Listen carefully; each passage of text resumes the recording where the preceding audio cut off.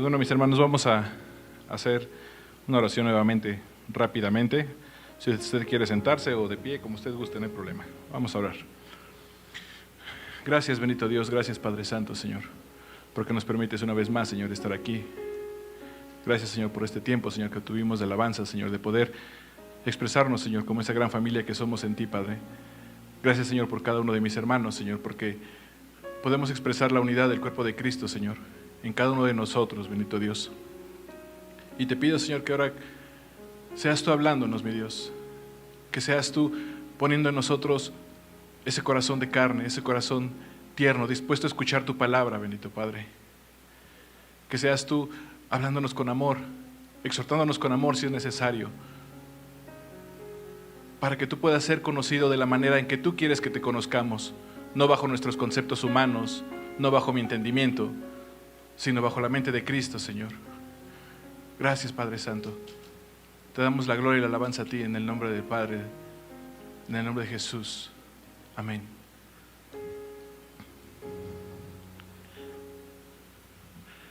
Bueno, mis hermanos, sí. ¿Ya se escucha mejor? ¿Sí? ¿Lo subo un poco? Ok, vale. Pues recordarán que hace apenas 2 o 3 semanas tuvimos las escuelitas bíblicas de vacaciones aquí en SOAR y en Filadelfia, donde el tema de este año fue Jesús como el inicio, el camino y la meta.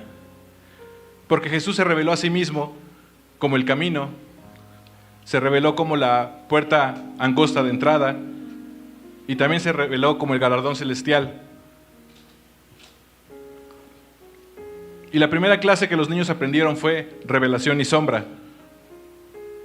¿Pero a qué se refiere el Espíritu Santo cuando nos habla de sombras en las Escrituras? Alguna vez, con los niños en alguna clase, hice este juego de las sombras y siluetas, donde mostré aquí en la pantalla diferentes siluetas de animales y ellos tenían que adivinarlos. No era difícil saber de qué animal se trataba, porque la silueta o la sombra del animal te da ciertas características, ¿verdad? Tal vez por la pura sombra te puedes dar cuenta si es un animal de 4 patas o es un animal de 2 patas, si tiene alas o aletas, el tamaño y la forma de este. Pero si yo les mostraba la silueta de un perro o de un gato, difícilmente podrían atinarle a la raza, ¿verdad? Y ni hablar de su color. Porque la sombra o la silueta no te da la información completa, simplemente es una aproximación imperfecta y fragmentada. Y en la Biblia, en el versículo donde vemos que el Espíritu nos habla acerca de las sombras, es en Colosenses 2, 16 y 17, en la palabra de Dios para todos. Y Pablo escribe, inspirado por el Espíritu Santo: por eso les digo, no permitan que nadie les diga lo que tienen que comer o beber. ¿Por qué les escribe esto, mis hermanos? ¿Qué ley regulaba lo que podías comer o no? La antigua ley de Dios, ¿verdad? Se refiere al kashrut, o que son los alimentos aptos para el consumo llamados kosher, que está en Levítico 11 y en Deuteronomio 14. Y dice también: tampoco se sientan obligados a celebrar festividades, tales como las fiestas de guardar. ¿Cuáles eran las fiestas de guardar? Pesach, Shavuot, Sukkot, Rosh Hashanah, Yom Kippur, Sukkot. ¿Y se detallan en dónde? En Levítico 23. También dice celebración de luna, Rosh Hodesh, Números 28, o días de descanso, Shabbat, Éxodo 20 y Levítico 23. Todas esas son cosas del pasado, dice la Biblia, imágenes borrosas de lo que estaba, ¿por qué? Por venir. En otras traducciones, como la Reina Valera 1960, en vez de imágenes borrosas dice sombras. Y dice, pero ahora tenemos ¿a quién? A Cristo, quien es la realidad. Todo aquello que estaba en el Antiguo Testamento solamente era la silueta de Cristo Jesús, la realidad de Dios y nuestra realidad, y de nuestra nueva vida en Cristo mediante el sacrificio y el sacerdocio. Pero una sombra no tiene vida, una sombra no te puede tocar, no te puede abrazar, una sombra no puede hablarte, ni mucho menos salvarte. ¿Cómo funcionan las sombras, mis hermanos? ¿Cómo se producen? Para que en esa pared, por ejemplo, haya una sombra, ¿qué debe de existir? Exactamente, tiene que haber luz. ¿Y entre la luz y la pared? un cuerpo que proyecte la sombra, ¿verdad? ¿Quién es la luz y de quién es el cuerpo? De Cristo Jesús, de Dios. Cristo es aquel cuerpo que proyectó sombras en la antigüedad desde la eternidad. Y en Colosenses 2:17, el Espíritu Santo contrasta entre las sombras y la realidad. Porque dejar la realidad que es Cristo Jesús para abrazar y volver a las sombras de un pueblo antiguo es como si una novia que esperó tanto tiempo por su amado, al llegar su amado y estar presente frente a ella, esta novia se pusiera a besar la sombra de su amado en la pared, en vez de abrazarlo y besarlo a él. Y la Biblia nos enseña que Dios es el verdadero amor. Y vamos a ver cómo Dios se reveló a sí mismo de dos maneras a lo largo de la historia de la redención del mundo. Y cómo entender esto puede transformar completamente nuestra comunión relacional con Él. Imaginemos por un momento a un padre enseñando a su hijo pequeño a cruzar la calle. ¿Qué es lo que hace este padre? Le da órdenes claras, concretas y visibles, ¿verdad? Tal vez podría decirle a su hijo algo como: antes de cruzar la calle, mira a ambos lados, espera que no venga ningún carro, o que estén completamente en alto con el semáforo en rojo, y camina siempre sobre el cruce peatonal, ¿verdad? Este niño pequeño aún no sabe nada acerca de las leyes de la física, como aceleración, velocidad y masa. Tampoco conoce las leyes de tránsito, ya que al ser un niño solo entiende reglas simples. ¿Eso es malo, hermanos? No, no es malo, es parte de la madurez de un niño. Y su papá le demuestra su amor dándole instrucciones simples y precisas, aunque el niño, a causa de su inmadurez, no pueda comprenderlo del todo, el porqué de esas reglas. Pero ese niño en algún momento crecerá y alcanzará la madurez. Y cuando ese momento llegue, ese joven maduro ya no necesita de una orden para cruzar la calle, ¿verdad? Sino que ahora lo que hace es cruzar la calle instintivamente, de manera natural. No porque las reglas de tránsito hayan cambiado, sino porque esas leyes quedaron grabadas en su mente de manera inconsciente. Al cruzar la calle, si de pronto un carro se aproxima rápidamente, tal vez él se detiene o corre para evitar ser atropellado, ¿verdad? Pero ese joven no tuvo que sentarse a pensar si debía detenerse o debía correr. Su instinto natural se activó y lo hizo reaccionar para no perder la vida. Pero aunque ahora para este joven ha cambiado la manera de cruzar la calle, de cuando era un niño a su madurez, el amor de su padre hacia él sigue siendo el mismo amor. Solo que su padre ahora se complace más al verlo totalmente maduro, haciendo todo aquello por lo cual su padre lo tuvo. El amor del padre hacia su hijo no cambió, sino que se multiplicó más. Lo único que sí cambió fue la forma en que el padre se relaciona con su hijo. Su comunión trascendió a un nivel superior, al tener una madurez casi a la par de su padre.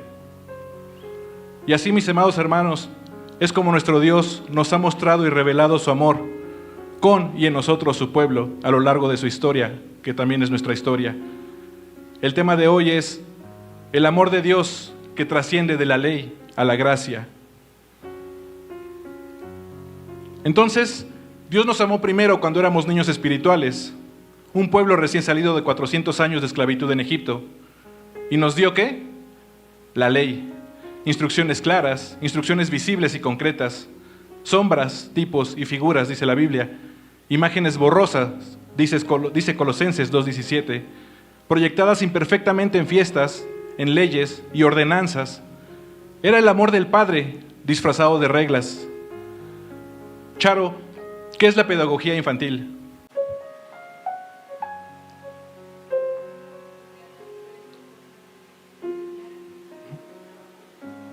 Exactamente.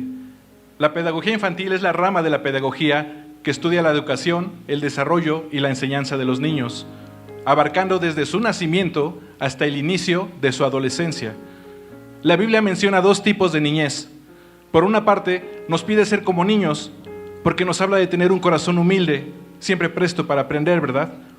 Pero también la Biblia nos habla de otra niñez, y esa es la niñez espiritual o la inmadurez espiritual.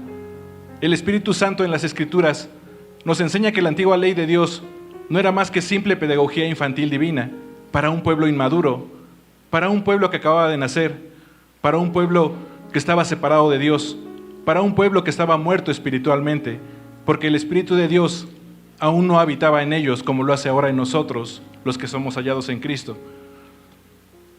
Y cuando Cristo viene a esta tierra eligiendo venir a nosotros como un ser humano mortal, como dice en Filipenses 2, 6 y 8, pero vamos a leerlo en la Nueva Traducción Viviente, que tiene un lenguaje un poco más comprensible. Y hablando de Jesús, aunque era Dios, no consideró que el ser igual a Dios fuera algo a lo cual aferrarse. En cambio, renunció a sus privilegios divinos, adoptó la humilde posición de un esclavo y nació como un ser humano. Cuando apareció en forma de hombre, se humilló a sí mismo en obediencia a Dios y murió en una cruz como morían ¿quiénes? Los criminales. Cuando Jesús viene a morir en la cruz, el pueblo de Dios llega a la mayoría de edad. Y en ese momento, Dios mostró su amor a su pueblo ya no mediante unas tablas de piedra, sino en un cuerpo roto y sangre derramada.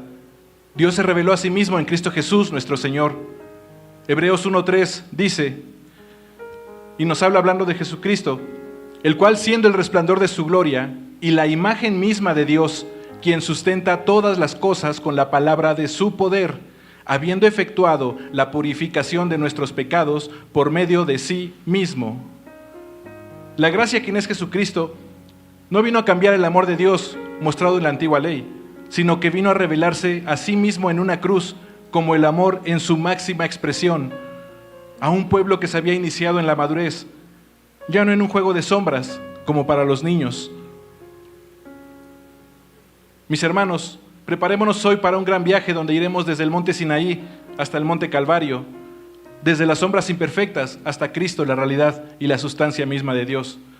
Desde Moisés, quien recibió la ley y la siguió, pero que no entró a la tierra prometida, hasta Jesucristo, la verdadera tierra prometida.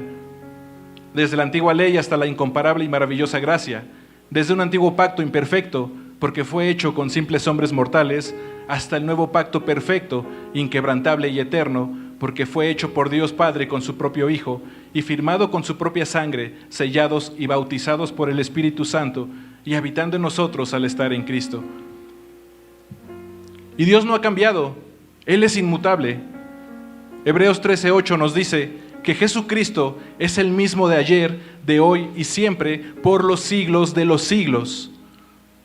Hoy nosotros, el verdadero Israel de Dios, como miembros del cuerpo de Cristo, o sea, la iglesia, hemos sido invitados a crecer, hemos sido invitados a madurar, a vivir ya no como niños bajo la tutoría de una antigua ley, sino como hijos maduros que conocen y tienen el mismo corazón de su Padre.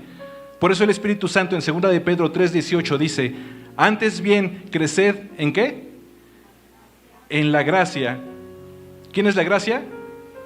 Exactamente. Y en el conocimiento de nuestro Señor y Salvador Jesucristo. A Él sea la gloria, ahora y hasta el día de la eternidad. Amén. Y mis amados hermanos, yo sé que a veces nos es complicado entender, pero incluso el apóstol Pedro le era muy difícil entender lo que el Espíritu Santo quiere mostrarnos hoy. Por eso nos lo dejó por escrito en 2 de Pedro 3, 15 y 16. En la Nueva Traducción Viviente nos dice, y recuerden que la paciencia de nuestro Señor da tiempo para que la gente sea salva. Esto es lo que nuestro amado hermano Pablo también les escribió con la sabiduría que Dios le dio. Aquí pausa. ¿Quién es la sabiduría de Dios? 1 Corintios 1:24. Es Cristo. Al tratar estos temas en todas sus cartas, algunos de sus comentarios son difíciles de entender. ¿Por qué le era difícil entender al mismo Pedro? Porque toda su vida fue enseñado bajo la pedagogía infantil de Dios. La iglesia primitiva apenas comenzaba a dar sus primeros pasos en la madurez, en la gracia. Acababa de cumplir la mayoría de edad. Y continúa diciendo, y los que son ignorantes e inestables han tergiversado sus cartas para que signifiquen algo muy diferente, así como lo hacen con otras partes de la Escritura. Esto resultará en su propia destrucción. Mis amados hermanos, no terminemos nosotros en destrucción. Tengamos un corazón abierto, humilde y enseñable, presto a escuchar lo que Dios quiere hablarnos hoy, para que juntos crezcamos en la gracia, en el entendimiento y en el conocimiento de nuestro Señor Jesucristo. Y desde aquí comienza algo que debemos entender para no confundirnos. Aquí en 2 de Pedro 3:18, que leímos hace un momento, y 2 de Pedro 1, 2 y 3, nos llaman a crecer en el conocimiento de nuestro Señor Jesucristo. Y Colosenses 1:10 también nos dice, para que andéis como es digno del Señor, agradándole en todo, llevando fruto en toda buena obra y creciendo en el conocimiento de Dios.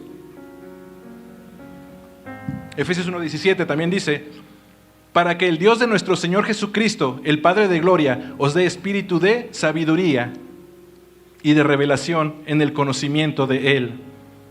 Porque el Espíritu Santo nos hace tanto énfasis en todo esto, crecer en el conocimiento de nuestro Señor Jesucristo.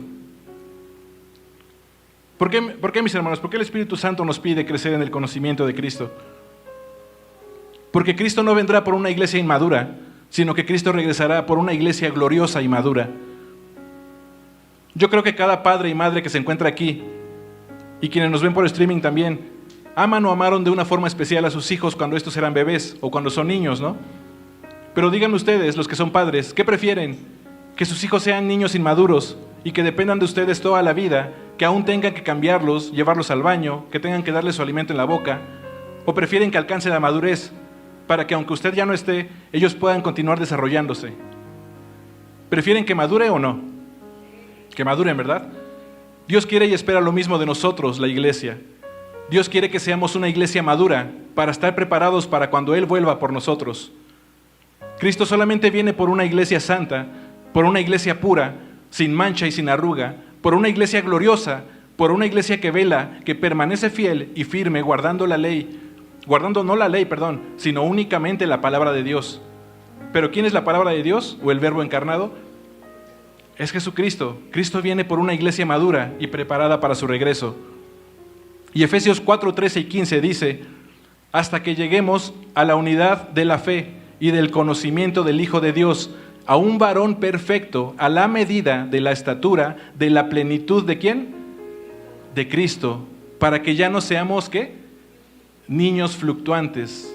Aquí está una vez más la pedagogía infantil divina. Llevados por doquiera de todo viento de doctrina, por estratagema de hombres que para engañar emplean con astucia las artimañas del error, sino que siguiendo la verdad. ¿Y quién es la verdad?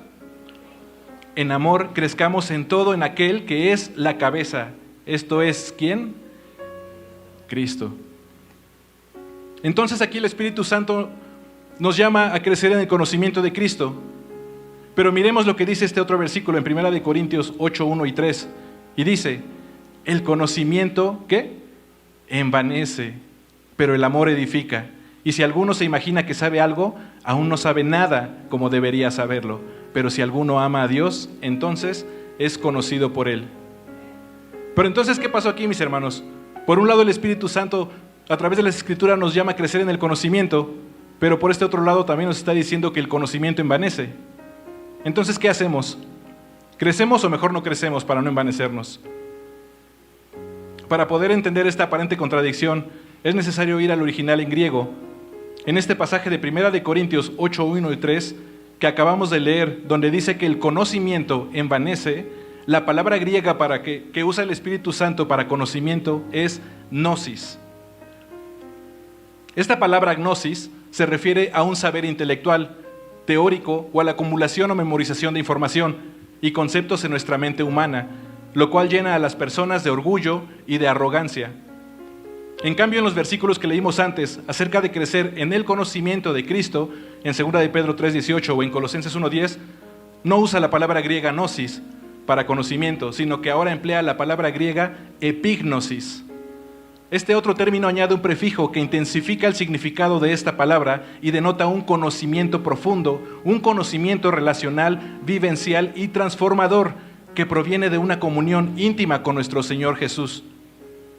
Y en todas las Escrituras, el Espíritu Santo conecta directamente la palabra griega gnosis, que es saber intelectual sin vida, con el conocimiento de la antigua ley de Dios dada a Moisés. Por ejemplo, en Romanos 2:20, Pablo reprende y confronta a los judíos que guardan la ley diciéndoles, instructor de los indoctos, maestro de niños, que tienes en la ley la forma de la ciencia y de la verdad. Maestros de niños les llamó el Espíritu Santo. Otra vez, pedagogía infantil divina. Leamos este versículo de Romanos 2:20 en la Nueva Biblia de las Américas, donde es un poquito más clara, y dice, ¿instructor de qué? De niños, de necios, maestro de los faltos de madurez, que tienes en la ley la expresión misma del conocimiento y de la verdad. ¿Qué palabra griega creen que está usando aquí el Espíritu Santo para conocimiento de la ley? ¿Gnosis o epignosis? Está usando gnosis, un conocimiento frío y vacío, carente de vida. Pregunta, mis hermanos, ¿es malo que un niño sea un niño? No. Lo verdaderamente malo y muy preocupante es que un niño nunca madure ni se desarrolle. Eso es antinatural. ¿Cuál es la manera natural en que un niño podría mantener su cuerpo de niño? ¿A causa de una enfermedad? ¿O que no tenga vida para desarrollarse? ¿Qué clase de iglesia estamos siendo nosotros, mis hermanos? ¿Una iglesia madura que se desarrolla por y en la vida de Cristo en nosotros? ¿O seguimos siendo un jardín de infantes, privados de la vida de Cristo, aún bajo el yugo de la ley, bajo la enfermedad y el velo de la carne que nos impide crecer y madurar? Es por eso que no podemos dejar la lechita espiritual de las sombras y rituales, en vez de comer del alimento sólido, del pan de vida, quien es Cristo Jesús. Y Jesús mismo, en Lucas 11:52, en la Nueva Biblia de las Américas, reprende a los maestros de la antigua ley diciéndoles: pobres de ustedes, expertos de la ley. Fíjense que aquí Jesús no les dijo, ustedes que fallan en seguir la ley. No, ¿qué les dijo? Expertos de la ley. Jesús les está reconociendo que verdaderamente eran expertos en seguir la antigua ley, pero los llama como pobres, porque se apropiaron de la llave del conocimiento acerca de Dios. O sea, gnosis, conocimiento sin vida. Ustedes mismos no entraron, ni tampoco dejaron entrar a los que estaban tratando de hacerlo. ¿Por qué los reprende? Porque ellos le exigían al pueblo seguir aún la vieja ley. Cuando Jesús, quien es la realidad de Dios, y ya no la sombra de esa antigua ley, estaba frente a ellos, la vida se encontraba frente a sus ojos, pero se negaban a verla por su inmadurez, por la carne. Y mis hermanos, en el antiguo Israel era extremadamente difícil que existieran falsos maestros de la ley o falsos fariseos, ni que fuera el pueblo actual cristiano, porque pronunciarse en contra de la Torá, siendo maestros de la ley, traía graves consecuencias, hasta pena capital. Pues si por eso fue el motivo por el cual buscaron matar a Jesús, es por eso que también Nicodemo salió de noche a buscar a Jesús, porque si sus compañeros fariseos lo hubieran visto de día, lo hubieran condenado.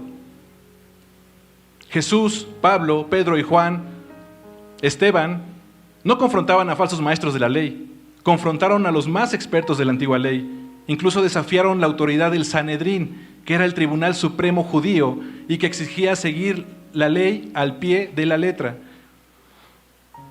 El Espíritu Santo es quien inspiró las Escrituras, no las plagió.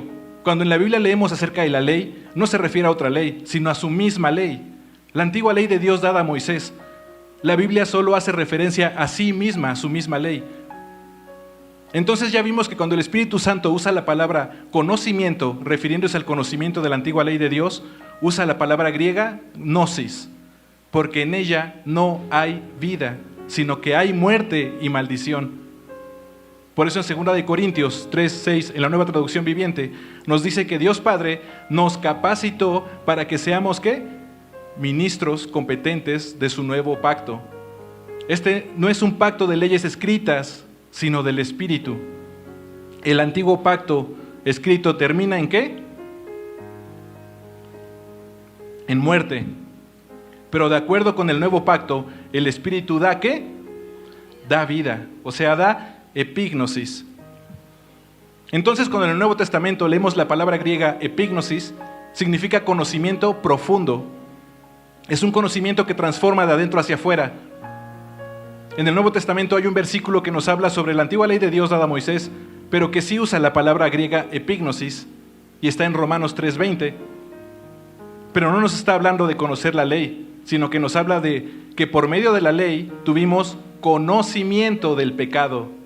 Aquí sí usa epignosis, ya que por las obras de la ley ningún ser humano será justificado delante de él, porque por medio de la ley es la epignosis del pecado, o sea, es el conocimiento del pecado. Porque la ley no solo da un dato frío sobre lo que es el pecado o simple gnosis, sino que produce una conciencia plena, un conocimiento profundo y una experiencia devastadora de nuestra propia debilidad ante Dios. Es un conocimiento experiencial y profundo del pecado. Y entonces, yo sé que aquí surge otra aparente contradicción. Pero ¿cómo si Dios, siendo bueno y que entregó la antigua ley a Moisés, es que esta nos trae muerte, maldición y condenación? Mis hermanos, Dios ni es malo ni es bueno por circunstancias terrenales y temporales. Dios es bueno porque esa es su sustancia. ¿Qué es sustancia? Según la RAE, la realidad última de las cosas, aquello que permanece invariable a pesar de los cambios superficiales. La ley era buena, pero era ineficiente, porque el problema radica en nosotros, porque nosotros fuimos constituidos, ¿qué? Pecado a causa de Adán. O sea, está hablando de sustancia. ¿Y esa ley era en contra de qué?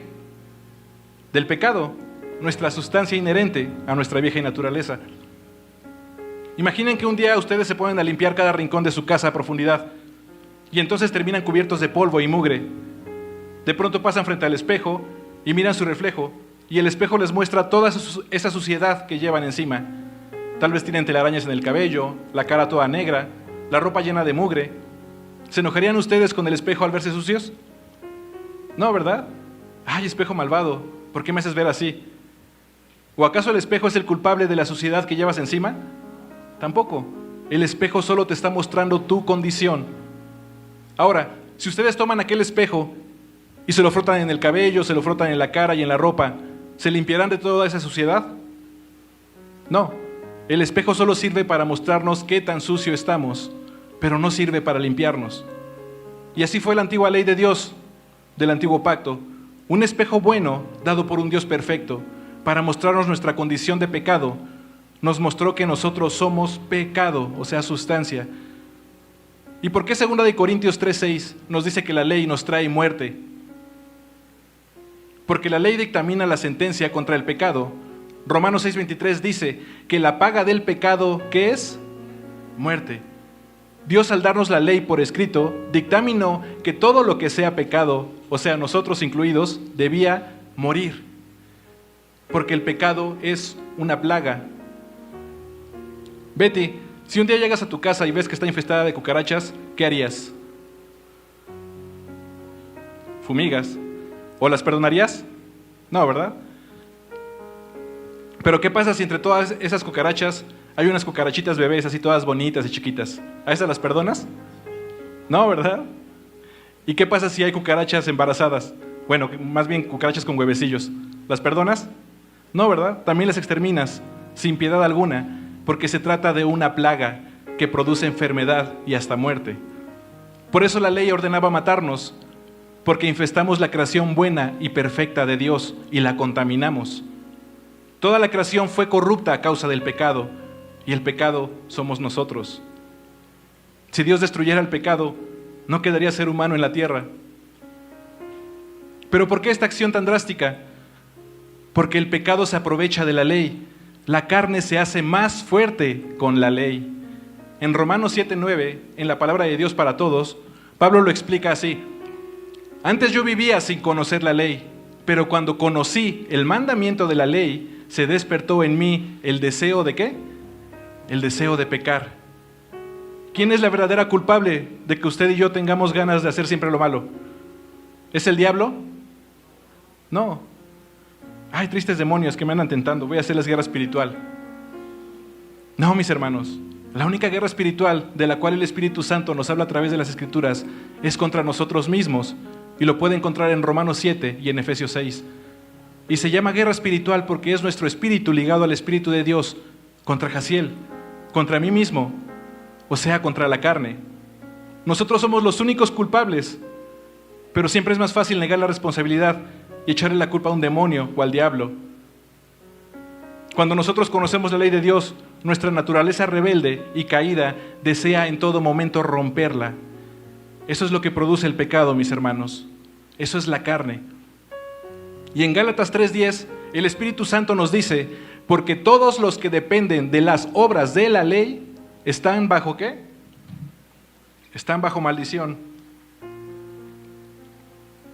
O sea que la única maldición de la que nos advierte el Espíritu Santo en las Escrituras es de la ley misma. Pero ¿cómo que la ley de Dios nos maldice? La maldición radica en que absolutamente nadie puede cumplir la ley por completo. Por lo tanto, en lugar de ser un camino de salvación, la ley se convirtió en un documento que nos condenaba a todos bajo el peso de la imperfección humana, porque la ley exige una obediencia 100% perfecta. Si fallas tan solo en un pequeño punto, eres culpable de todo el peso de la ley. Eso lo puede leer en Santiago 2:10. Pero entonces, ¿por qué Dios nos entregó la ley en la antigüedad que nos maldice y que nos lleva a la muerte? Nos la entregó con el único propósito de ver cuán desesperadamente necesitábamos a un Dios salvador. ¿Cuál fue la solución para anular la maldición que trajo esta antigua ley? Exacto, Gálatas 3:13 dice: Cristo nos redimió de la maldición de la ley, hecho por nosotros, ¿qué? Maldición. Y Colosenses 2:14, anulando el acta de los decretos que había contra nosotros, la antigua ley, que nos era contraria, quitándola de en medio y clavándola en la cruz. Y Gálatas 4:5, para que redimiese a los que estaban bajo ¿qué? Bajo la ley, a fin de que recibiésemos la adopción de ¿qué? De hijos, hijos en el Hijo, hijos en Cristo Jesús. Todo fue un plan perfecto diseñado por Dios, puesto en marcha por Jesucristo y aplicado en nosotros por el Espíritu Santo. Mis hermanos, Dios no improvisa, a Dios nada lo toma por sorpresa. No de pronto se despertó y dijo un día: ay, mi pueblo ya me dio la espalda, entonces me voy a conseguir otro pueblo. No, mis hermanos, el plan de Dios siempre fue la iglesia en Jesucristo. Pero en su amor como Padre nos enseñó con pedagogía infantil a través de sombras el verdadero plan que Él preparó desde la eternidad pasada, antes de la fundación del mundo, y que está en Romanos 8:29. Y dice así: porque a los que antes conoció, también los predestinó para que fuesen hechos conformes a la imagen ¿de quién? A la imagen de su Hijo. Y Gálatas 3:24 nos dice así: de manera que la ley ha sido nuestro ayo. ¿Alguien sabe qué es un ayo?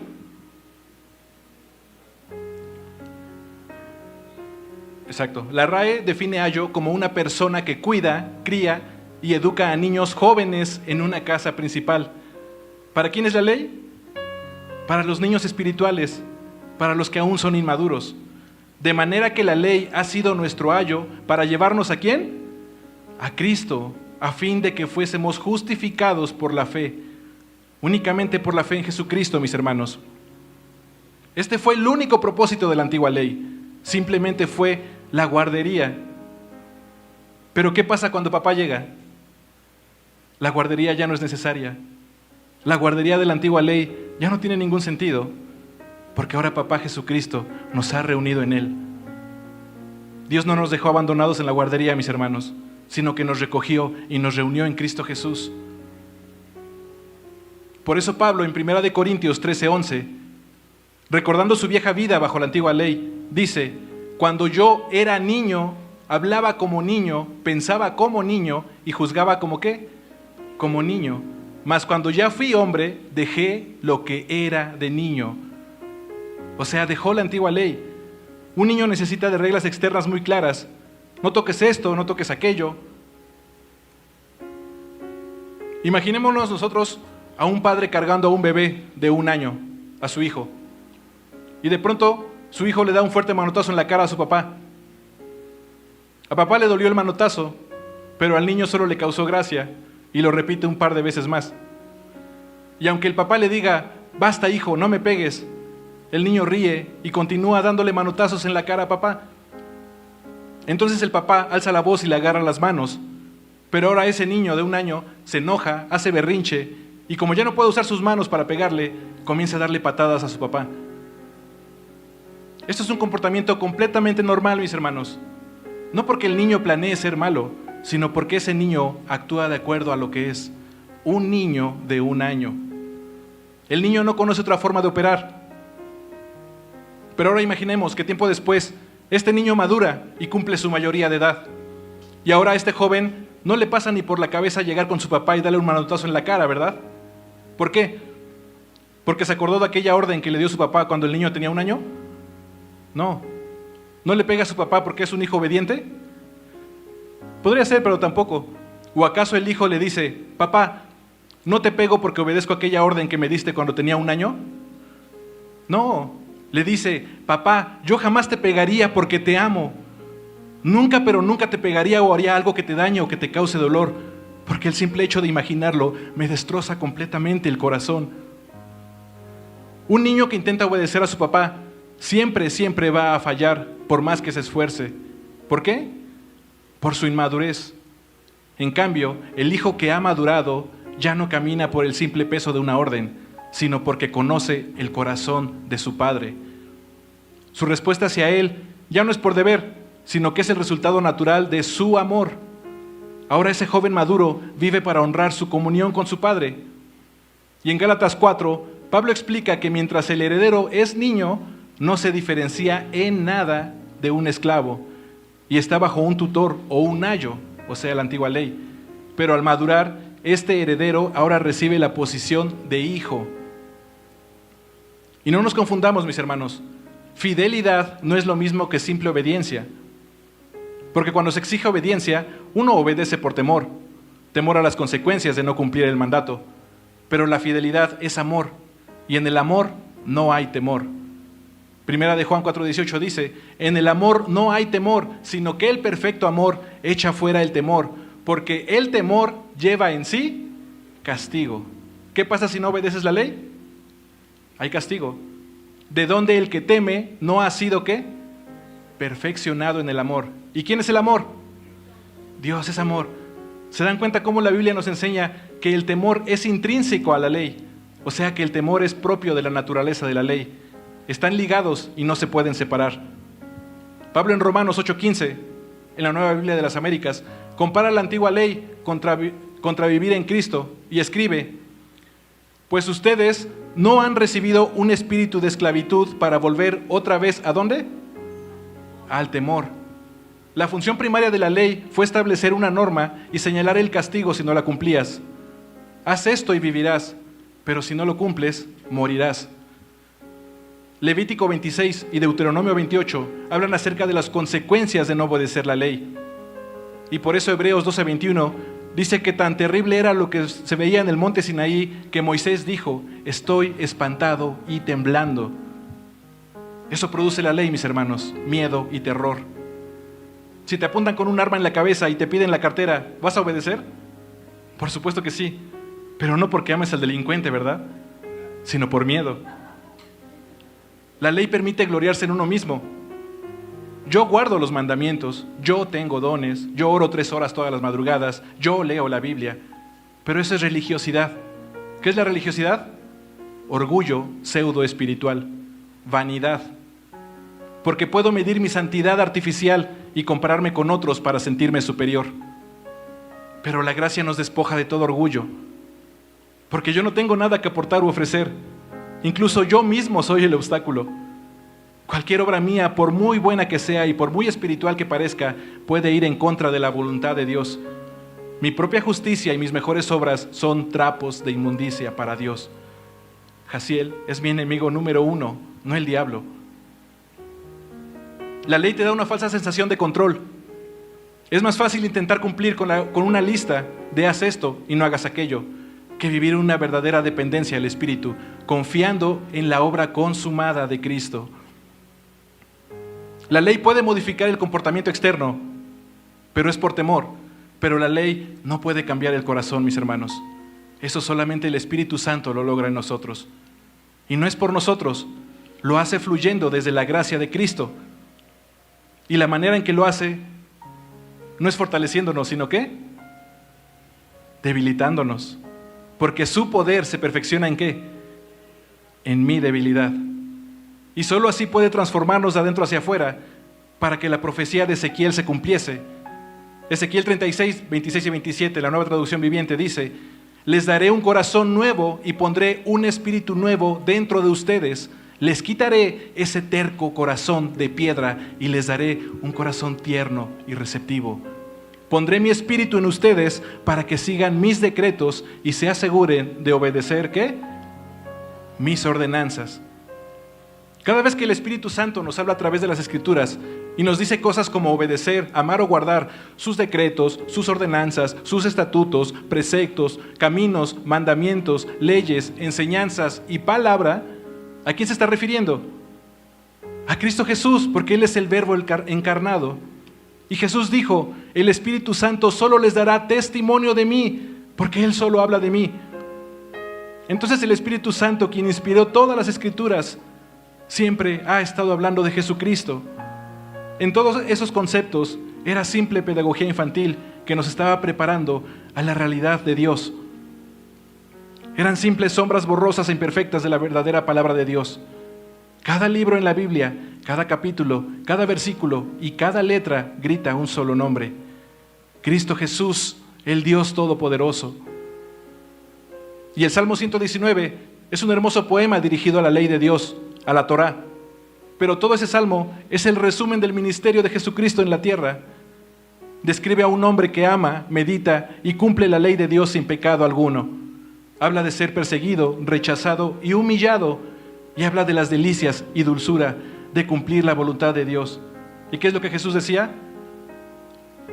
Mi alimento es hacer la voluntad de mi Padre.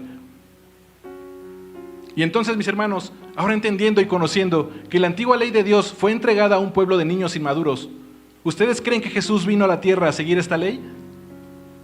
Porque si creemos eso, entonces estamos diciendo que Jesús era un inmaduro espiritual, que era un pecador, que no fue hombre justo y perfecto. Pero Efesios 4:13 describe a Cristo como el hombre o varón perfecto, y Dios lo establece como el estándar de medida que nosotros debemos alcanzar, a la estatura de la plenitud ¿de quién? De Cristo.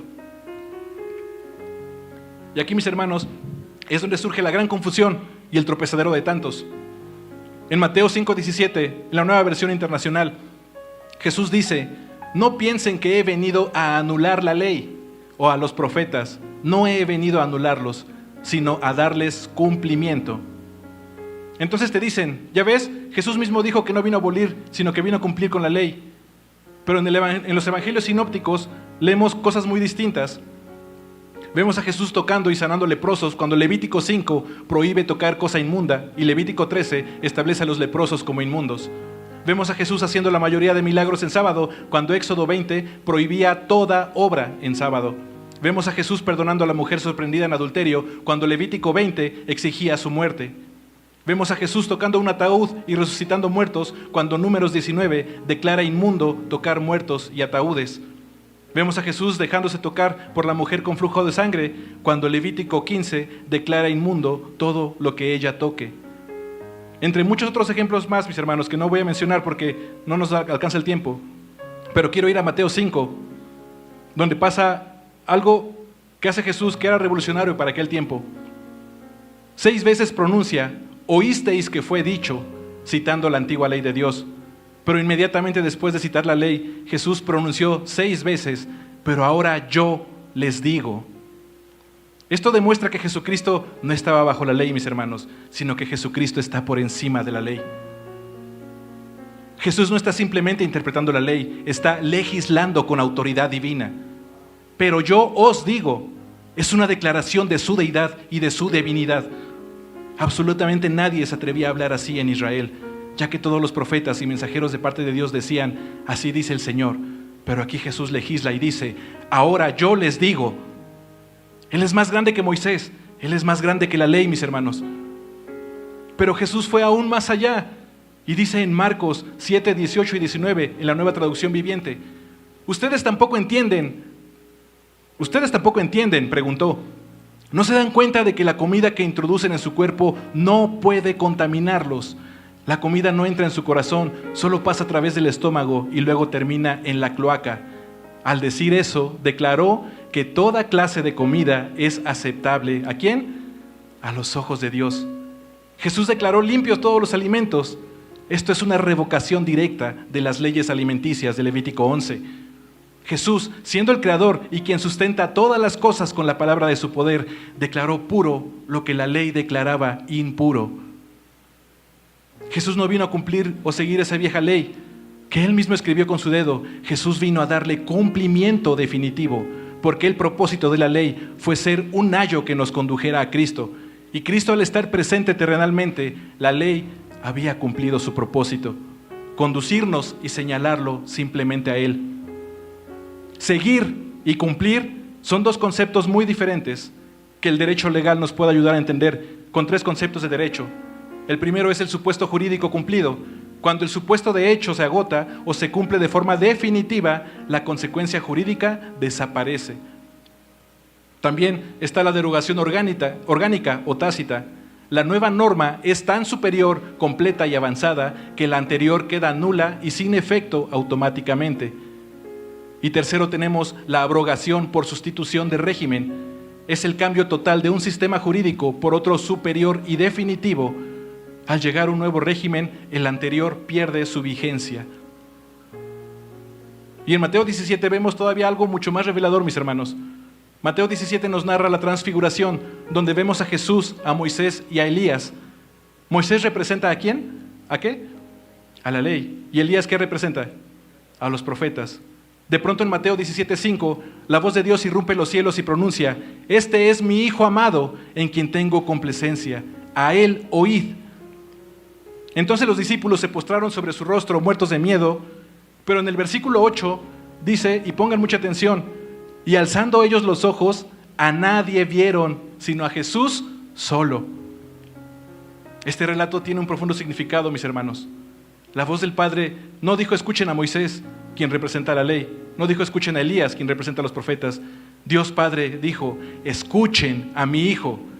Y cuando Dios habla, y sabemos que Dios solamente habla a Hijo, Hebreos 1:2, la ley y los profetas desaparecen. Moisés y Elías testificaron de Cristo, pero cuando Cristo está presente, la atención ahora debe estar totalmente en Cristo y ya no en las sombras. Y Efesios 2:14 y 15 dice: aboliendo en su carne las enemistades, o sea, la ley de los mandamientos expresados en ordenanzas, para crear en sí mismo de los dos un solo y nuevo hombre. ¿Cuántos hombres? Uno solo. Por eso repetimos y repetimos que Dios no vino a mejorarnos, trajo una cruz para que yo muera y para que tú mueras, porque en este nuevo pacto la vida se gana mediante la muerte. Sí, la gracia es gratuita, pero la gracia te costará todo, hasta tu propia vida. No se trata de muchos nuevos hombres y muchas nuevas mujeres mejoradas, no. ¿Qué dice la Escritura? Un solo y nuevo hombre. ¿Quién es ese nuevo hombre? Jesucristo. ¿Y qué palabra se lee al principio? Aboliendo, en el versículo de Efesios 2:14. Aboliendo, Cristo abolió en su carne la ley de los mandamientos expresados en ordenanzas. Entonces, ¿Jesús vino a abolir la ley, sí o no? Sí, mis hermanos, es un rotundo y explícito sí en toda la extensión de la palabra, porque Cristo Jesús es el cumplimiento definitivo. No que se sometió a ella o que la siguió, porque Él es el varón perfecto y el estándar de madurez absoluto. Hebreos 7, 18 y 19 dice: queda pues abrogado, esto significa anulado o derogado, el mandamiento anterior. ¿Cuál era el mandamiento anterior? La ley, a causa de su debilidad e ineficacia, pues nada perfeccionó la ley. Y de la introducción de una mejor esperanza, por la cual nos acercamos a Dios. Y mis hermanos, ¿cuál es esa mejor esperanza? Cristo en nosotros, esperanza de gloria, Colosenses 1:27. Y Romanos 10:4 también dice: porque el fin de la ley es, ¿quién? Cristo, para justicia a todo aquel que cree. Hoy no somos salvos por cumplir una antigua ley, sino que somos salvos y justificados por Cristo Jesús, el cumplimiento definitivo de la ley. Hebreos 8, 6 y 7 y 13 en la nueva traducción viviente dice: pero ahora Jesús, nuestro sumo sacerdote, se le ha dado un ministerio que es muy superior al sacerdocio antiguo, porque Jesucristo es mediador a nuestro favor de un mejor pacto con Dios, basado en promesas, ¿qué? En promesas mejores. Si el primer pacto no hubiera tenido defectos, no habría sido necesario reemplazarlo con un segundo pacto. Y el 13 dice: cuando Dios habla de un nuevo pacto, quiere decir que ha hecho obsoleto al primero, el cual ha caducado y pronto, ¿qué? Y pronto desaparecerá. Por eso tengamos mucho cuidado, mis hermanos, porque tampoco se trata de mezclar los dos pactos, sino de reconocer que Dios ha sustituido el antiguo pacto por un nuevo y mejor pacto, infinitamente superior. ¿Y por qué al final dice que pronto desaparecerá y no que ya desapareció?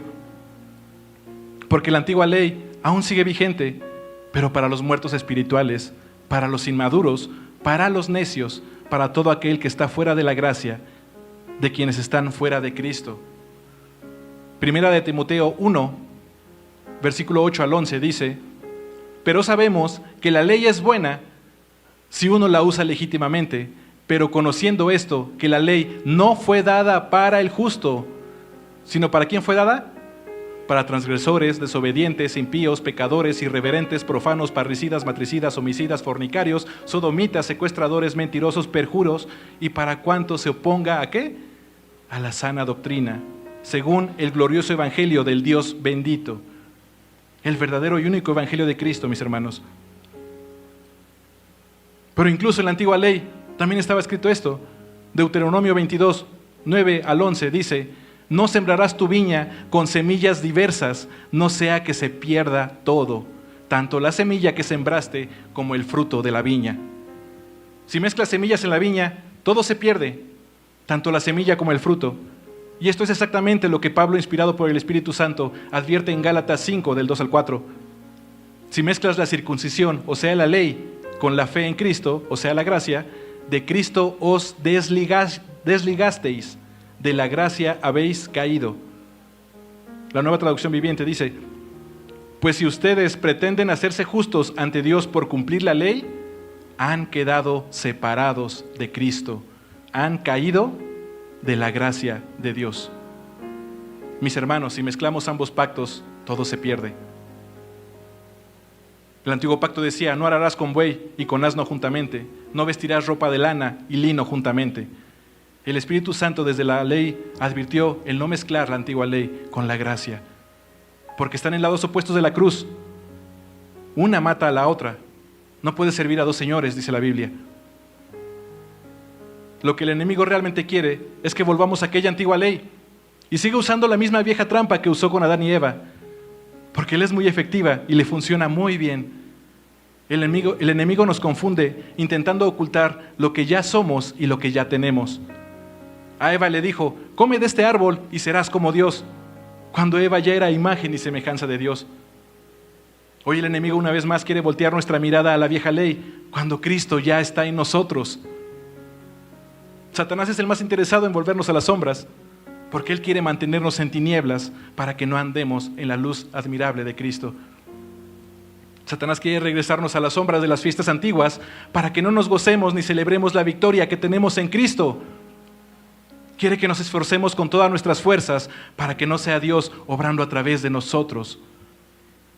Quiere que hagamos méritos propios para que hagamos nula la gracia y así despreciar el sacrificio perfecto de Cristo.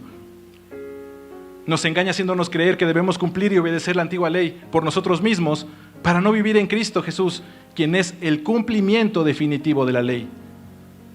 Segunda de Corintios 11:3 dice: pero temo que como la serpiente con su astucia engañó a Eva, vuestros sentidos sean de alguna manera extraviados ¿de qué? De la sincera fidelidad a Cristo. Y ahora yo sé que tal vez muchos podrían decir: bueno, menos mal que yo no estoy bajo la ley, porque yo no participo de sus rituales. Pero mis hermanos, lo que nosotros debemos entender es el porqué de este sistema. ¿Bajo qué naturaleza operaba? No se trata solo de no volver a los antiguos rituales, sino de cuál era la fuente y cuál era la paga. Tal vez tú no practicas ni crees en eso, pero produce los mismos frutos. Estás lleno de orgullo espiritual, de vanidad, de necedad y terquedad. ¿Cómo está tu madurez espiritual? ¿Cómo reaccionas cuando tus padres, tus maestros o tus pastores te regañan? ¿Eres de los que se enojan, de los que hacen berrinche? ¿Eres de los que se ofende por todo y ya no quiere venir? ¿O eres de los que solo critican y murmuran? ¿Eres de los que dividen el cuerpo de Cristo? ¿De los que siembra discordia en la congregación? de los que ejercen autoritarismo en vez de autoridad delegada por Dios, de los que abusan del cuerpo, porque todo eso es evidencia de tu inmadurez espiritual. Y por ende, tú también estás bajo la ley y su condenación, y no en la gracia. ¿Cuántos realmente sirven en el cuerpo de Cristo? Jesús dice en Juan 7:38, el que cree en mí, como dice la Escritura, de su interior correrán ríos de agua viva. Si tú eres de los que solo vienen a servirse, de los que solo vienen a sentarse y luego se van, mis hermanos, es evidencia de que no hay vida fluyendo dentro de ti. No estás conectado al cuerpo y a la cabeza, quien es Cristo Jesús. O sea que estás muerto espiritualmente. Y ahora, tampoco es servir por servir. Si algo bueno sabemos de la ley antigua, es que estaba llena de obras. Podemos estar trabajando para Dios por un salario, pero no amarle realmente. Podemos servirle porque nos gusta el ministerio, porque nos gusta cantar, nos gusta tocar, porque nos gusta ser visto. Y en Hebreos 12, el Espíritu Santo nos enseña a poner nuestros ojos solo en Jesús y no volver a mirar atrás. ¿Hacia dónde? Hacia la antigua ley, hacia el orgullo espiritual, a vivir desde la carne, tal como lo hizo la mujer de Lot, porque eso es rechazar o hacer nula la gracia. ¿Y cómo fue que terminó la mujer de Lot? Convertida en una estatua de sal. Joseph, la otra vez me comentaste que te gustaba mucho manejar. Entonces, de cierta manera, para este ejemplo, podría decirse que manejar es tu pasión o que amas manejar, ¿no? Entonces te pregunto, ¿amas manejar o amas las leyes de tránsito? Amas manejar. ¿Amas tu auto o amas el manual de tu carro? Amas tu carro. ¿Se imaginan un día a Joseph diciendo, ay, pero cómo me apasiona la ley de tránsito? Es que me fascina ese reglamento y las fotomultas, amo esas infracciones que cada vez son más caras. Uy, y ni se diga del manual de mi carro. Es que cada hoja, mira nada más esas letras acomodadas una tras otra. ¿Creen que eso es amor? No, puede ser muchas otras cosas, pero no verdadero amor. En la carne no existe el amor, porque solo Dios es amor. Pero sí hay fijación, hay obsesión, apego, enajenación, dependencia, ofuscación, delirio, obcecación, fanatismo e idolatría. Y tantas cosas más, pero nada de eso es amor, sino que todo eso es contrario al amor. La antigua ley, aunque fue dada por amor de parte de Dios, no tiene amor en sí misma y por ende tampoco se puede amar la ley. La antigua ley exigía amor, pero no lo producía. Es como esos productos que vemos en la TV, que te emocionan y quieres comprarlo, pero al final del comercial te dicen, todos los accesorios se venden por separado. Así que chiste, ¿no? Yo quiero el paquete completo, no el fragmentado. De nada me sirve comprarlo si viene incompleto. Solo lo voy a tener por ahí arrumbado. La antigua ley le decía al hombre caído, amarás al Señor tu Dios con todo tu corazón. Pero la ley no venía con el poder para lograrlo, mis hermanos.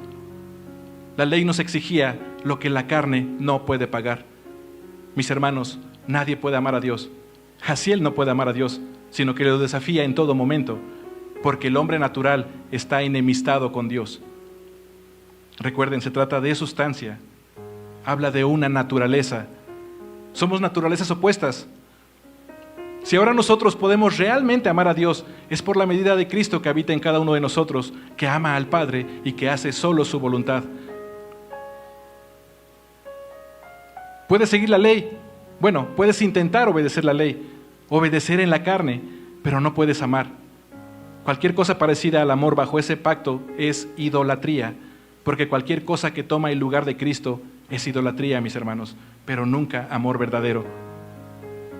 Por eso Jesús siempre confrontó a los seguidores y maestros de la ley, no a los que la desobedecían, sino a los maestros expertos en ella, porque seguir la antigua ley es religiosidad cuando Jesús ya está frente a nosotros.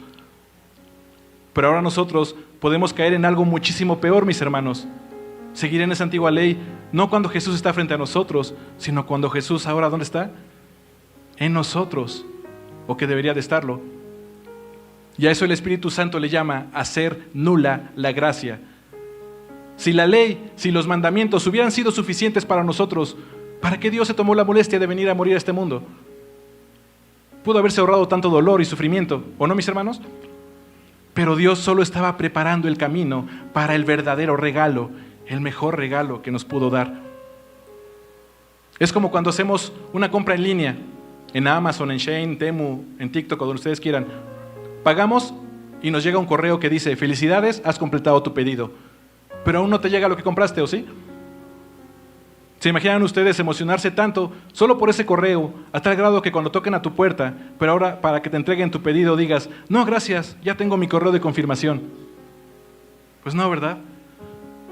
El Espíritu Santo jamás pidió amar una ley escrita en piedra, amar letras o amar palabras. En Juan 15:26 Jesús dijo que el Espíritu Santo solo hablaría de Él, de Jesús. Si no podemos ver a Cristo en todas las Escrituras, mis hermanos, es porque el Espíritu Santo no está morando dentro de nosotros. Porque Jesús dijo que el Espíritu de verdad, o sea, el Espíritu Santo nos llevaría a toda verdad. ¿Y quién es la verdad? Es Jesucristo. ¿Quién es la realidad de Dios? Jesucristo. ¿Cuál es el lenguaje de Dios? Lo único que Él habla es el Verbo encarnado, Jesucristo. Y si no podemos verle, es porque el velo no nos ha sido quitado. Y ese velo es la carne.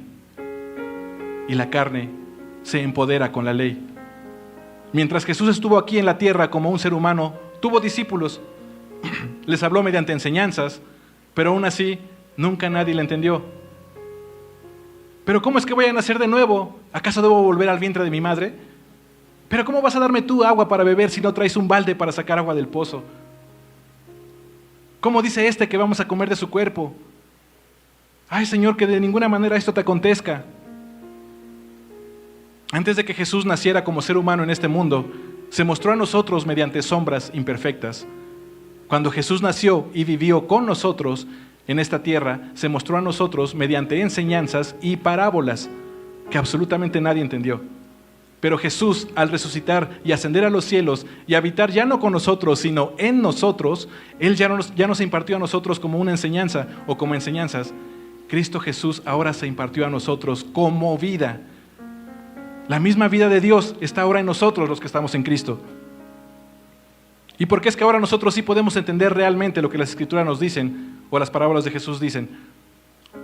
No es porque Jaciel las entienda, es porque el Espíritu Santo que nos habita nos las revela. La mente natural, o sea, la carne, nunca jamás las va a entender.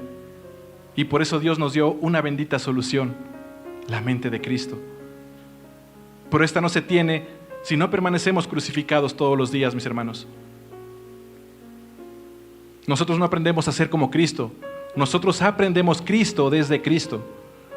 Eso es comer del pan de vida, en Él, por Él y para Él, Romanos 11:36. Jesús no es un ejemplo de vida, Jesús es la vida, mis hermanos. Es la vida de Dios, la realidad misma. Quien puede ver a Cristo en todas las Escrituras y vive en verdadera comunión con Él, puede ver verdaderamente al Padre cara a cara y así ser transformados de gloria en gloria a su misma imagen. Pero hay un velo que nos lo impide, y ese velo es la carne. Cuando yo ignoro la vida de Dios, o sea, Cristo Jesús, y comienzo a vivir desde mi propia vida, o sea, la vida de Jaciel, desde mi esfuerzo humano, por mis méritos, o sea, desde la ley, me estoy negando a la vida y por consiguiente estoy ¿en qué? En muerte. Imaginemos todos que aquí al centro hay una cruz. Y de este lado estoy yo, Jaciel, y de este otro lado está Cristo como la vida de Dios. ¿Qué es lo que hace la cruz? Te mata. Si Jaciel quiere pasar para este lado, ¿por dónde tiene que pasar? Por la cruz. O sea, ¿debe qué? Debe morir. Pero de igual manera, si nosotros ya estábamos aquí y queremos volver a ese antiguo sistema de meritocracia, en donde debo esforzarme con mis propias fuerzas y hacer méritos, para cruzar, ¿por dónde debo pasar? Por la cruz. O sea que cruzar, ¿qué le produce a mi espíritu? Lo mata. Separados de Cristo, nada podemos hacer, porque fuera de Cristo solo hay muerte, mis hermanos. En Juan 14:15, Jesús dice: si me amáis, guardad mis mandamientos. Pero aquí Jesús no te está condicionando, porque si fuera una condición o te exigiera un pago, ya no sería gracia. Este versículo nos está hablando de evidencia. Si realmente amamos al Señor Jesús, vamos a obedecer por fidelidad, no por imposición o por regla. Tú no tienes que esforzarte en respirar para poder vivir. No, sino que porque tienes vida, respiras. La respiración es consecuencia de la vida, no al revés. La obediencia, la oración, el escudriñar las Escrituras es consecuencia de la vida de Cristo en mí. No es por mi esfuerzo. Obedezco porque el Cristo que me habita es el obediente hasta la muerte y muerte de cruz, y que solo busca hacer la voluntad del Padre. En un par de ocasiones me han dicho, bueno, no importa cómo le hagamos o cómo lleguemos, y al final llegamos al mismo lugar. Pero no, mis hermanos, tengamos mucho cuidado de no caer en esa gran y peligrosa mentira. Ese dicho de todos los caminos llevan a Roma no aplica en el Evangelio. No existen distintas maneras o formas de llegar a Dios. Solo existe un único camino. Dentro del cuerpo de Cristo no existen diferentes posturas, no existen diferentes interpretaciones, no existen diferentes doctrinas. O sea, claro que todo eso existe, pero fuera de Cristo. En el cuerpo de Cristo, o sea, en la iglesia verdadera, no existen distintas denominaciones. En Juan 14:6 Jesús dice, yo soy el único camino y nadie viene al Padre si no es por mí. Hechos 4:12, y en ningún otro hay salvación, solo en Cristo Jesús. Primera de Timoteo 2:5 establece que hay un solo Dios y mediador, Jesucristo hombre. En el cuerpo de Cristo no existen las denominaciones, mi hermano. Ninguna denominación cristiana creada o conocida tiene la verdad. La verdad nos debe tener a nosotros. Debemos ser hallados en Cristo, nosotros en Él y Él en nosotros. Filipenses 3:9 y 1 de Juan 4:13. La unidad del cuerpo de Cristo no se logra poniéndonos de acuerdo los unos con los otros. La unidad del cuerpo de Cristo no se logra siguiendo una doctrina. En la iglesia verdadera de Cristo no existen los acuerdos. Lo que existe es comunión. Cuando todos predicamos lo mismo, es evidencia de nuestra comunión con el Padre, que solo se logra en Cristo Jesús por el Espíritu Santo. En la iglesia verdadera de Cristo no existen los acuerdos. Existe una sola autoridad divina, y Dios Padre estableció a Jesús como única autoridad divina. Lo puso como cabeza de la iglesia y como cabeza de todo. Colosenses 1:18, y Cristo es la cabeza del cuerpo, que es la iglesia. Él es el principio, el primogénito de entre los muertos, para que en todo tenga la preeminencia. Efesios 1:22-23, y sometió todas las cosas bajo sus pies, y le dio por cabeza sobre todas las cosas a la iglesia, la cual es su cuerpo, la plenitud de aquel que todo lo llena en todo. Efesios 5:23, porque el marido es cabeza de la mujer, así como Cristo es cabeza de la iglesia, la cual es su cuerpo y Él es su Salvador. Muchas veces como cristianos, cuando hablamos de la gracia, a veces definimos la gracia simplemente como un regalo inmerecido. Pero esa es una definición muy pobre, mis hermanos. Es como si alguien me diera un regalo y me preguntan, oye, ¿qué te regalaron? Y yo le digo, un regalo. Pues no, ¿verdad? ¿Cuál fue el gran regalo que Dios nos dio? Exacto, Gálatas 2:20, con Cristo estoy juntamente crucificado y ya no vivo yo, mas vive Cristo en mí, y lo que ahora vivo en la carne, lo vivo en la fe del Hijo de Dios, el cual me amó y se entregó a sí mismo por mí. Ese es el regalo, mis hermanos. Dios se entregó a sí mismo a nosotros, los que estamos en Cristo. Dios no nos demuestra su amor dándonos todo lo que le pedimos o lo que queremos. Dios no te demuestra su amor haciéndote feliz, haciéndote que te vaya bien, dándote sanidad, haciéndote próspero, dándote un mejor trabajo, una familia, creciendo en las congregaciones, haciendo milagros. Si así fuera, Dios al ser amor, nosotros al venir a Cristo seríamos sanados inmediatamente de toda enfermedad o de dolencia. Si así fuera la manera en que Dios nos demuestra su amor, nosotros al venir a Cristo se llenarían nuestras cuentas de banco y traeríamos nuestras carteras rebosando de dinero. Si esa fuera la manera en que Dios muestra su amor, no existiría persecución de la iglesia. O levante la mano aquí quien no tenga necesidad de trabajar, que goza de una salud más que perfecta y que no tenga ningún problema o preocupación. Mis hermanos, ¿hasta dónde hemos denigrado el amor del Padre, reduciéndolo a circunstancias temporales y terrenales? El Espíritu Santo en Filipenses 3:18-19 los llamó enemigos de la cruz de Cristo, que solo piensan en lo terrenal. La única manera en que el Espíritu Santo nos dice en las Escrituras que Dios nos demuestra su gran amor fue a través de su muerte en una cruz para darse a sí mismo a nosotros. Primera de Juan 4:10 define perfectamente cuál es el amor de Dios y cómo lo demuestra a nosotros, sus hijos en Cristo. En esto consiste el amor, no en que nosotros hayamos amado a Dios, sino en que Él nos amó a nosotros y envió a su Hijo en propiciación por nuestros pecados. Y como está, hay tantos otros versículos. Por eso nuestro Señor Jesús a todo lo terrenal y temporal lo llamó añadiduras. Y dijo que el Padre sabe que necesitamos de esas cosas. Y si es su voluntad, Él nos la dará, ¿o no? Pero nos advirtió tener mucho cuidado de ellas, no sea que por buscarlas perdamos el verdadero tesoro celestial, perdamos a nuestro Señor Jesús.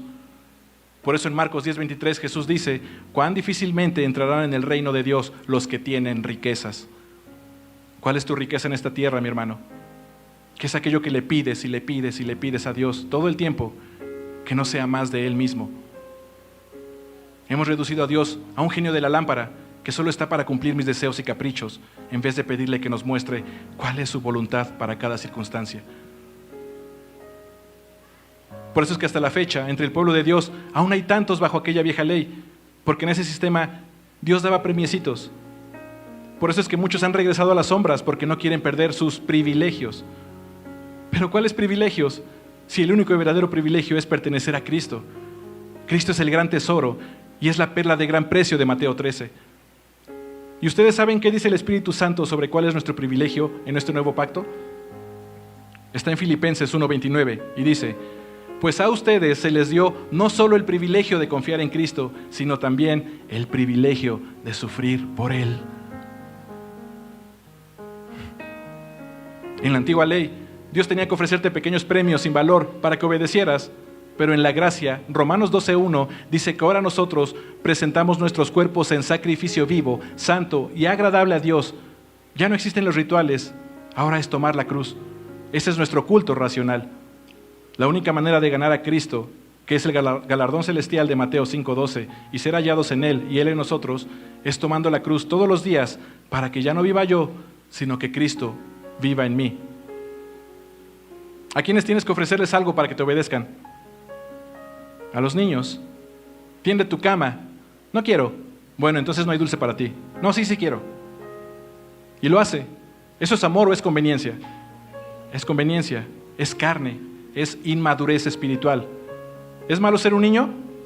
No, pero en el cuerpo de Cristo, ser un niño a estas alturas de los tiempos y en el tiempo en que nos hemos hecho llamar cristianos o hijos de Dios, mis hermanos, eso es terrible.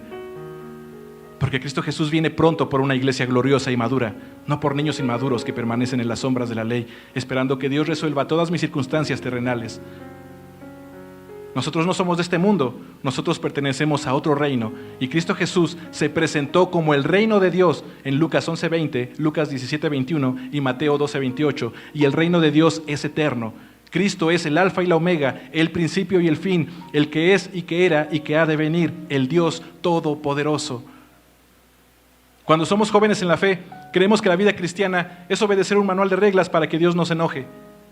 Pero el nuevo pacto no funciona así, mis hermanos. No se trata de obligarte a seguir leyes externas, se trata de que tu corazón cambie tanto por el amor de Dios que de manera natural termines deseando y amando lo que el Padre desea.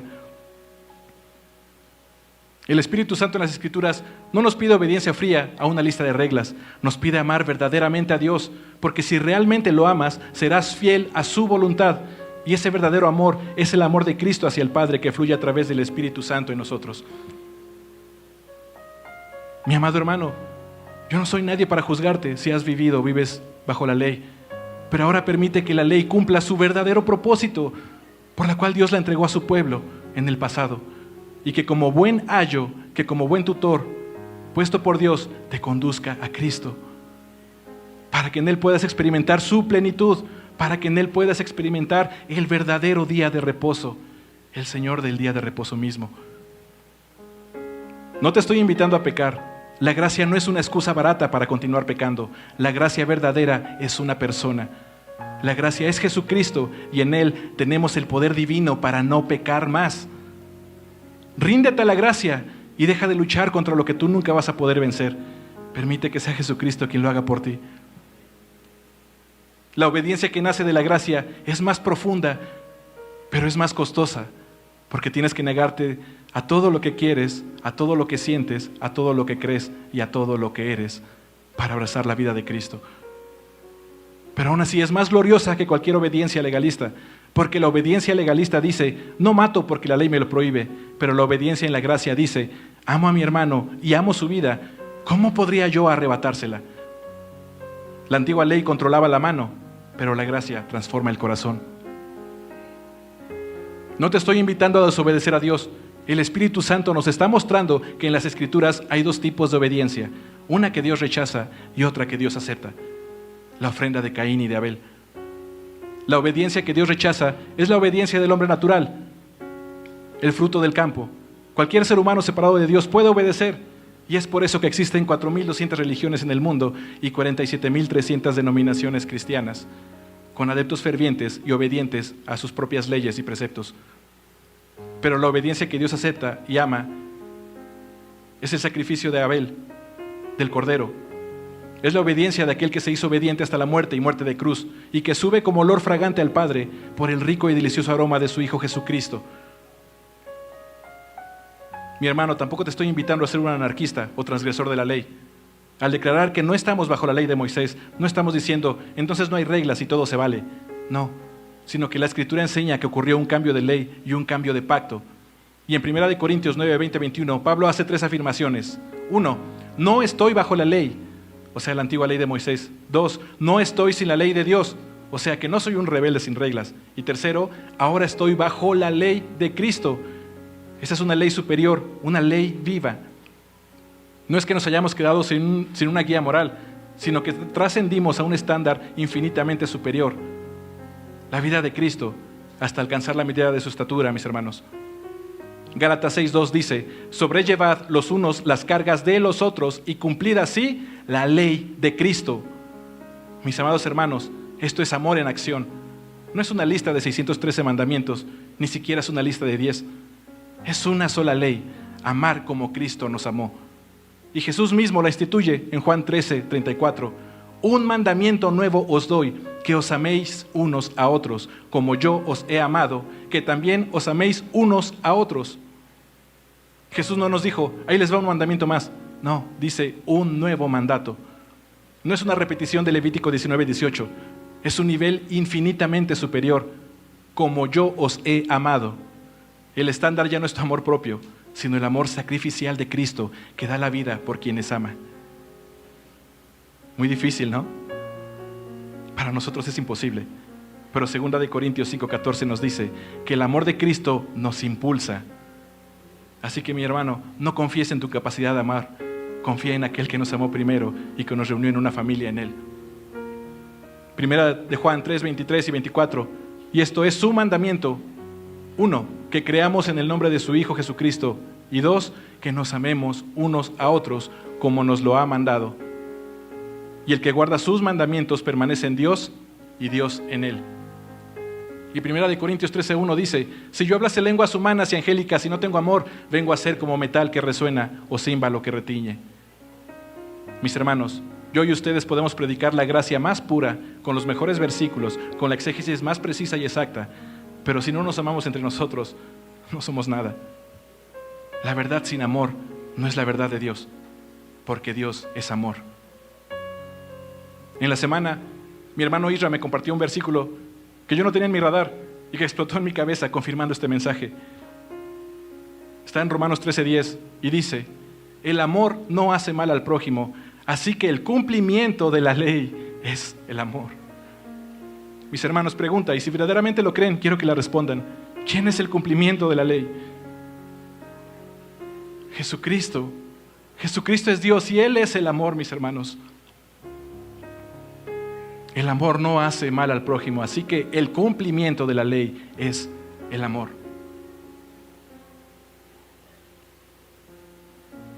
Mis hermanos, vamos a orar.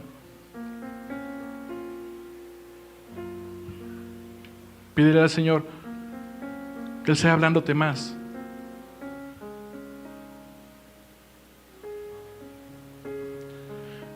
Gracias, bendito Dios, por tu palabra, Señor. Gracias, Padre Santo, por esa bendita y hermosa ley en la Torá que nos condujo simplemente a Cristo. Gracias, Señor, porque puedo ver que tu amor no ha cambiado desde ese antiguo pacto hasta este nuevo pacto. Y te doy gracias por Jesucristo, porque a través de Él tú te revelaste en tu máxima expresión. Y que gracias a Cristo ahora yo puedo conocerte y que puedo ser transformado a tu imagen. Te pido, Padre, que seas tú quitando todo velo de la carne que aún hay en mí. Destruye todo vestigio de la vieja creación, porque yo quiero ser hallado en Jesucristo. Permíteme tener un corazón humilde para poder madurar. Permíteme contemplar tu hermosura y crecer más en el conocimiento y entendimiento de Cristo, para llegar a la estatura del varón perfecto, a su plenitud gloriosa. Gracias te doy, Señor, por la gracia, porque por medio de ti es que ahora nosotros realmente podemos amarte, y que por medio de tu vida es que ahora nosotros tenemos el poder para apartarnos del pecado, de la carne.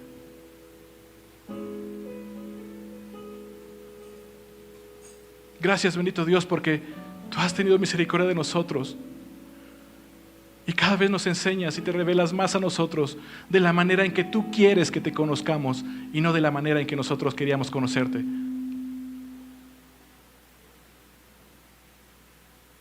Gracias te doy, bendito Dios, por tu bendita palabra que me lleva más a Cristo.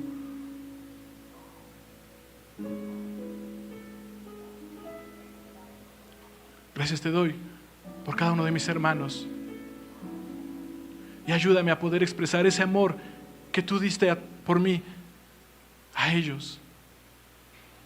Que los pueda ver como mis hermanos. Que incluso esté dispuesto a dar mi vida por ellos. Porque tú mismo la diste por mí. Ayúdanos a crecer en el amor. Y quita todo obstáculo.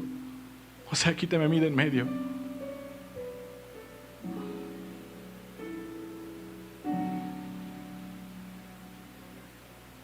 Que pueda estar todos los días crucificado para que ya no viva yo, sino que viva Cristo en mí. Y así realmente poder hacer tu voluntad. Porque Cristo es el único que ama tu voluntad y la hace. Ayúdanos, Señor, a abrir los ojos, a poder verte cara a cara. Quita ese velo de la carne.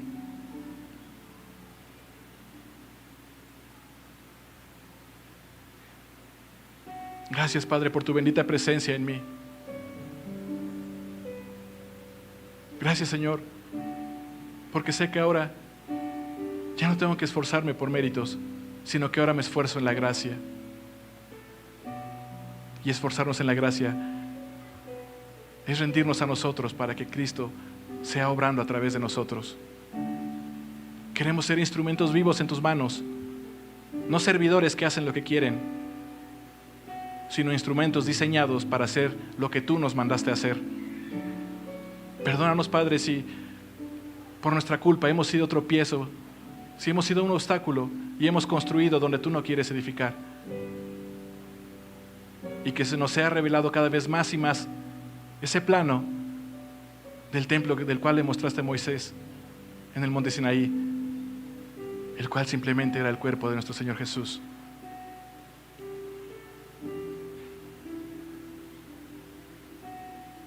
Gracias, bendito Dios, por ese regalo que yo no merecía, por tu muerte en una cruz.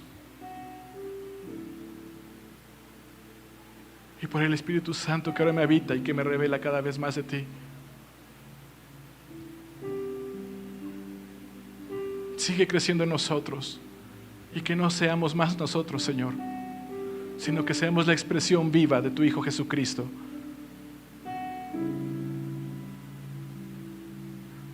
Gracias, bendito Dios, en el nombre de Jesús. Amén.